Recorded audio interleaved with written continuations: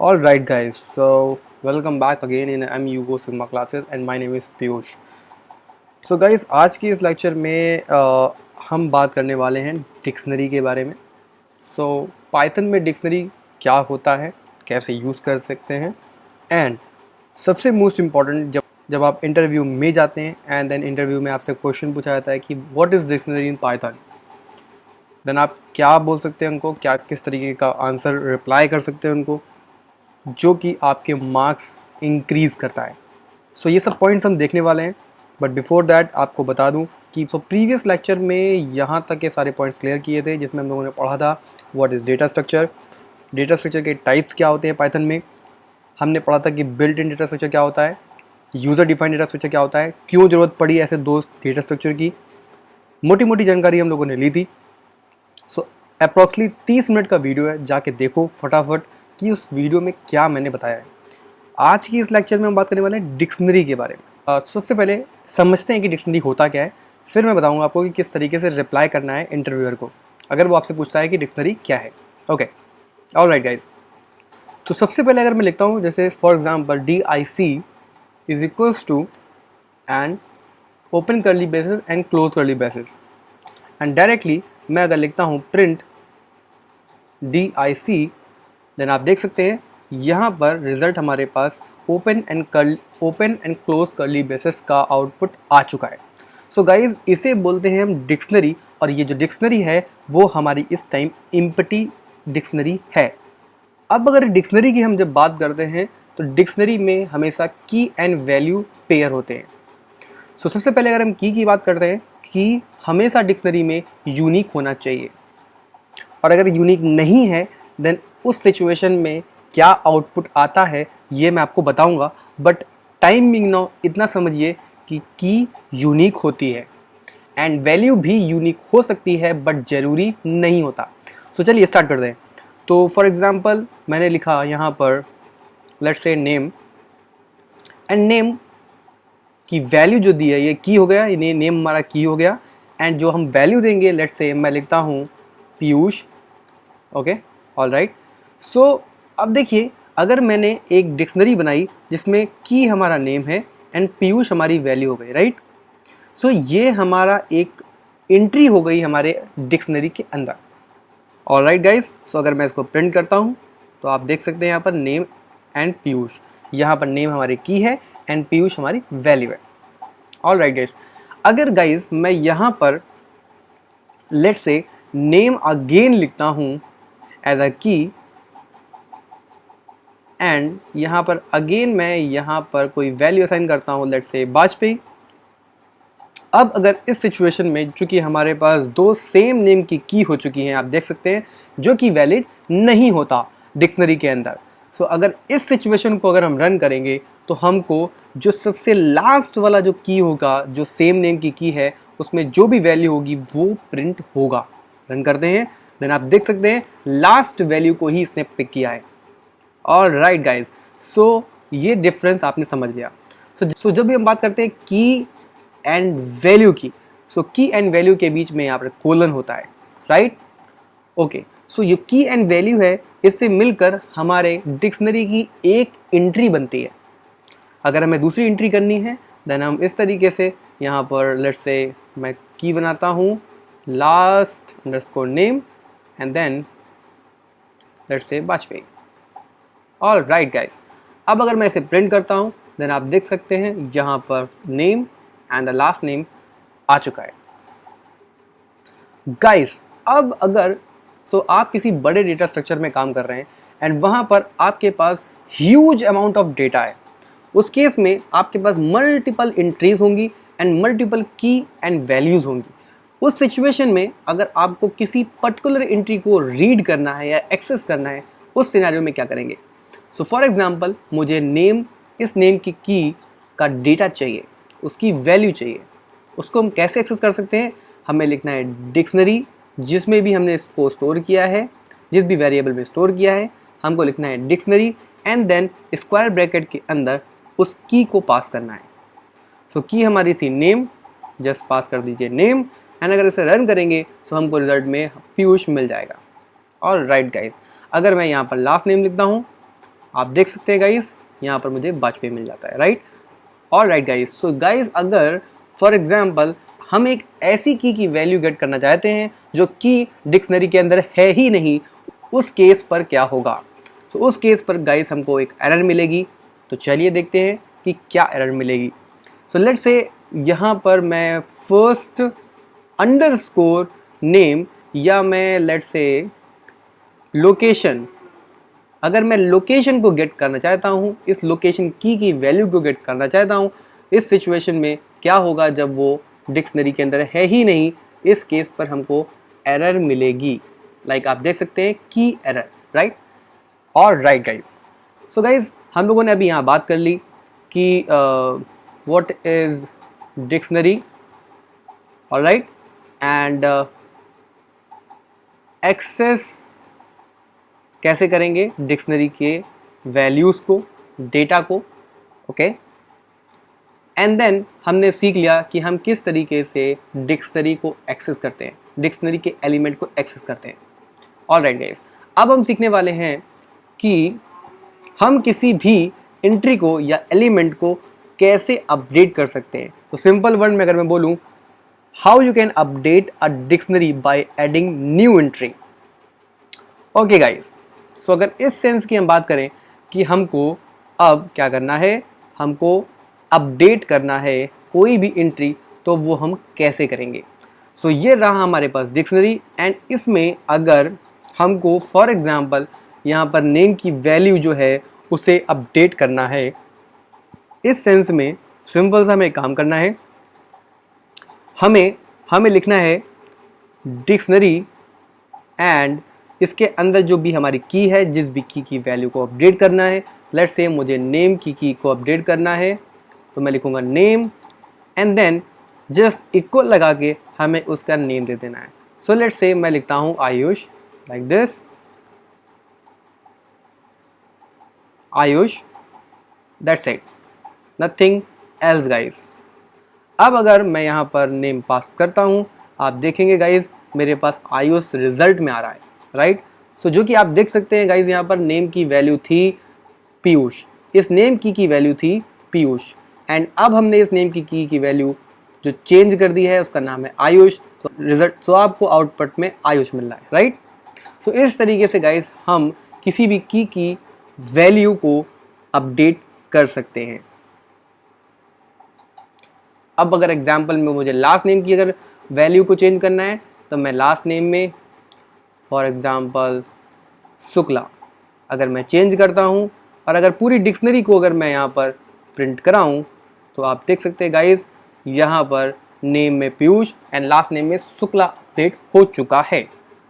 Guys अब आपके दिमाग में आ रहा होगा कि जो भैया एग्जिस्टेड एंट्री हैं उनको चेंज तो हम कर पा रहे हैं, उनको अपडेट हम कर पा रहे हैं, बट अगर हमें कोई नई एंट्री डालनी है तब क्या करेंगे। सो उस केस में गाइस हमें करना क्या है, हमें डिक्शनरी एंड देन हमें उसकी की बनानी है। तो उसके लिए हमें यहाँ पर लिखना है लेट्स से लोकेशन, एंड यहाँ पर मुझे लिखना है let's say Kanpur, that's it guys. अगर आप इसे रन करेंगे तो हमको मिलेगा name Piyush, last name Vajpayee, and then location Kanpur. You can see here guys like this, yeah, so you can see here guys अब हमारे पास एक एंट्री और भी आ चुकी है with the location. So guys सबसे पहले जो आप अपडेट करते हैं, तो उसमें क्या होता है कि जो भी आप की देते हैं पहले वो चेक करता है कि क्या ये की हमारे डिक्शनरी के अंदर है या नहीं। अगर होती है तो उस की वैल्यू को अपडेट कर देता है, अदरवाइज उस की को ऐड कर देता है। और राइट गाइज, अब हम बात करने वाले हैं गाइज डिलीट कैसे करते हैं किसी भी एंट्री को इन डिक्शनरी। सो गाइज अब आप देख सकते हैं यहाँ पर हमारे पास एक डिक्शनरी है जिसमें name and the last name हमारे पास की है जिसकी वैल्यू पीयूष एंड वाजपेयी है, राइट। अगर हमें कोई भी पर्टिकुलर एंट्री डिलीट करनी है तो हम यूज़ करेंगे डेल कीवर्ड का, एंड हम लिखेंगे डिक्शनरी, सो DIC, एंड चूँकि आप देख सकते हैं जो भी हमारी डिक्शनरी है हमने DIC नाम के वेरिएबल में स्टोर करके रखी हुई है, तो हम लिखेंगे DIC, एंड देन हमें स्क्वायर ब्रैकेट यूज़ करने हैं लाइक दिस, एंड जो भी की वैल्यू आपको डिलीट करनी है just pass like this name. For example हमें नेम की वैल्यू को डिलीट करना है, हम यहाँ पास कर देंगे नेम एंड देन आप देख सकते हैं गाइस जो भी डिफरेंस आपको मिलेगा, last name Vajpayee. So name की जो वैल्यू थी आप देख सकते हैं यहाँ से गायब हो चुकी है, सिर्फ और सिर्फ लास्ट नेम ही बचा हुआ है एंड नेम एंट्री गायब हो चुकी है। All right guys, so guys ये तो हो गया एक तरीका जब आपको किसी पर्टिकुलर एंट्री को रिमूव करना है। अगर हमें सारी एंट्री रिमूव करनी हो तब क्या करेंगे गाइस? तो उसके लिए बहुत ही सिंपल सा तरीका है, आपको लिखना है dic डॉट एंड एक फंक्शन कॉल करना है clear like this. That's it guys, just run this and you can see blank dictionary over here, right? All right guys, ये तो हो गया क्लियर करने का। अगर हमें किसी डिक्शनरी को ही डिलीट करना है तब क्या कर सकते हैं? सो उसके लिए आपको यूज़ करना है del keyword and that's it. आपको जस्ट पास करना है डिक्शनरी, जो भी वेरिएबल में आपने डिक्शनरी स्टोर करेंगे। अगर आप इसे रन करेंगे आप देख सकते हैं गाइस यहाँ पर अब कोई भी डिक्शनरी है ही नहीं। यहाँ पर रियली सॉरी गाइस, डेटा जा चुका है क्योंकि ब्राउज़र रिफ्रेश हो चुका है, बट इट्स ओके गाइस, कोई इशू नहीं है, हम फिर से लिख लेंगे।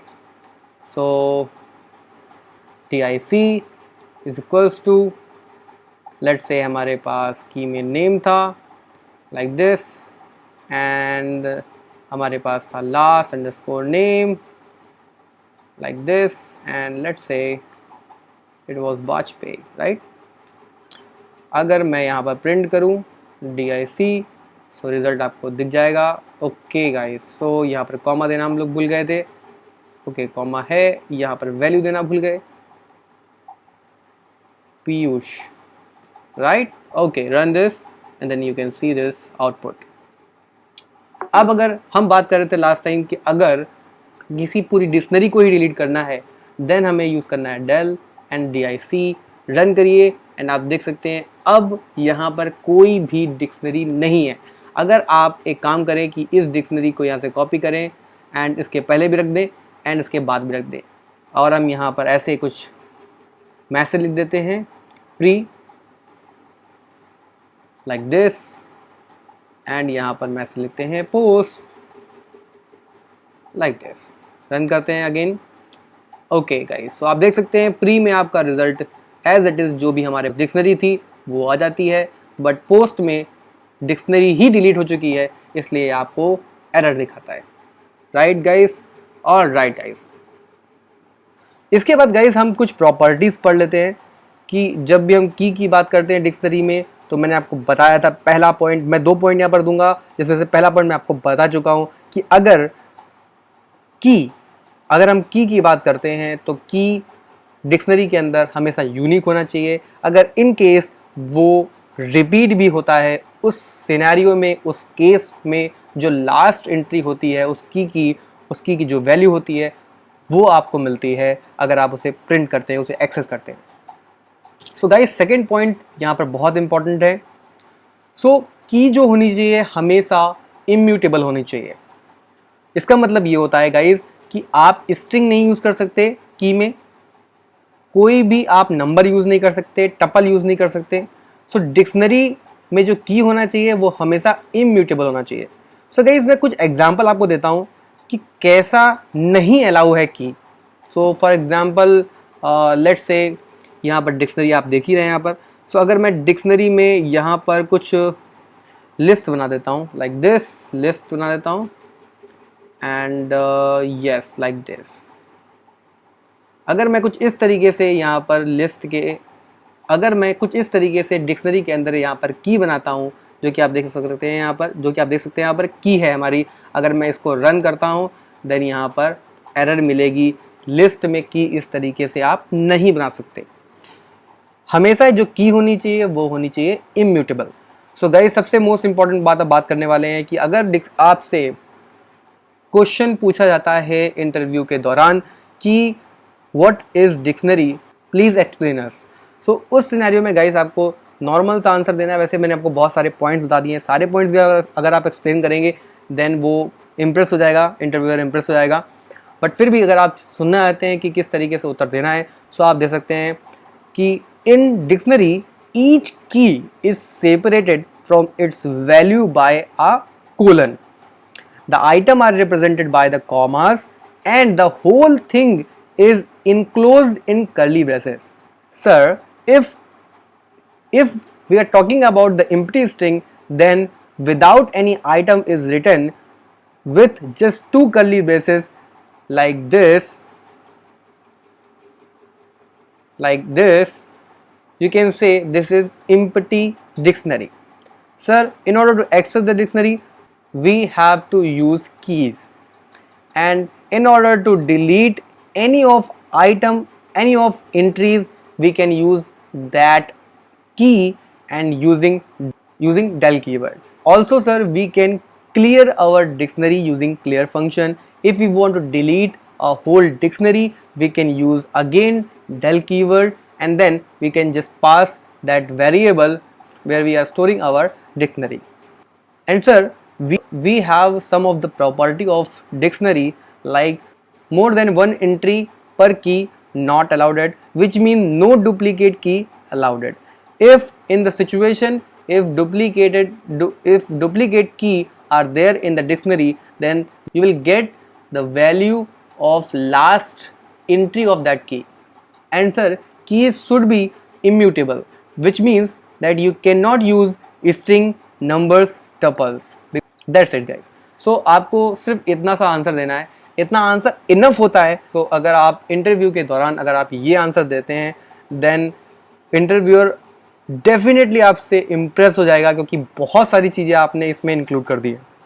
ऑल राइट गाइज, सो इस वीडियो को यहीं पर ख़त्म करते हैं, and in the next video definitely we are going to learn about tuple, and then हम सेट्स के बारे में पढ़ेंगे, then user defined data structure के बारे में पढ़ेंगे, जिसमें लिंक लिस्ट एंड बहुत सारी चीज़ें कवर करेंगे guys. Without wasting any more time, please do like, share and subscribe this channel guys, and comment करके बताओ कि ये वीडियो कैसा लगा आपको, एंड क्या क्या चीज़ें आपको यूज़फुल लगी इस वीडियो के अंदर। सो गाइज, मिलते हैं इन the next video. Thank you so much.